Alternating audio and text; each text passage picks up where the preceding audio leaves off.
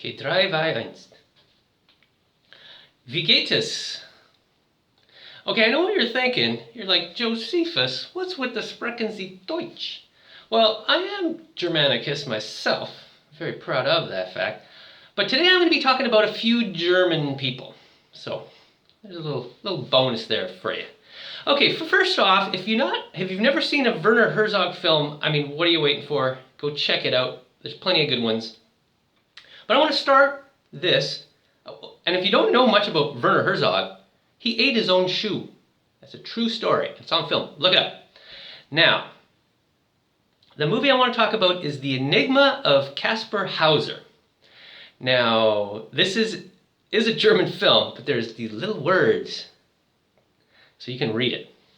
Now, I'm going to just go and read the plot to you. So here, let me just move to the other room.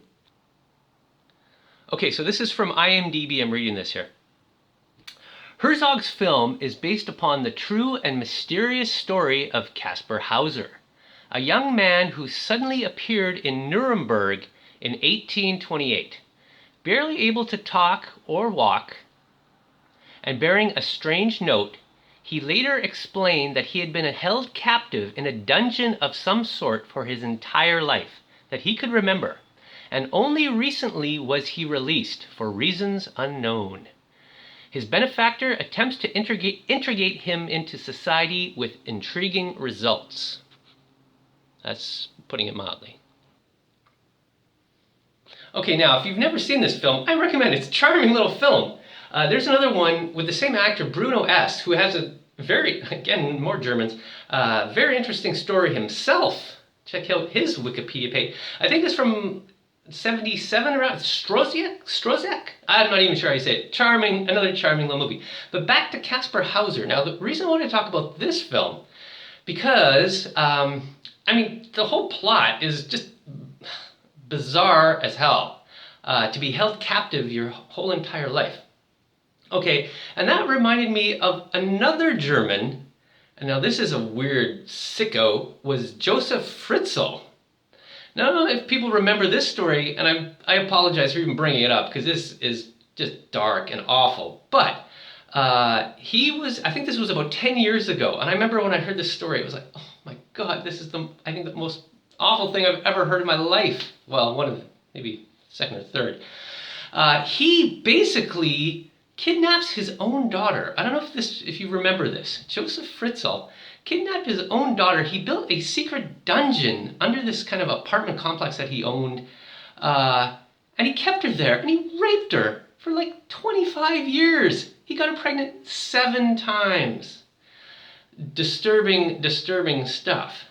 So this idea that, oh, no one would ever imprison someone in a dungeon for their entire life. These kids, I think 4 of them, or at least 3 of them actually, or no, 2 of them. No, maybe all 3. Yeah, so all 3 spent their entire lives in a dungeon. It's, crazy story.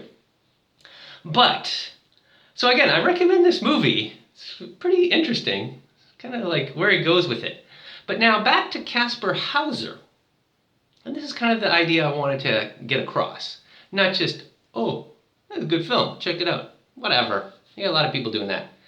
But the Caspar Hauser, now his story, I don't want too many spoilers, but there are people who say, wait a minute, Caspar, that is pretty crazy, wild story.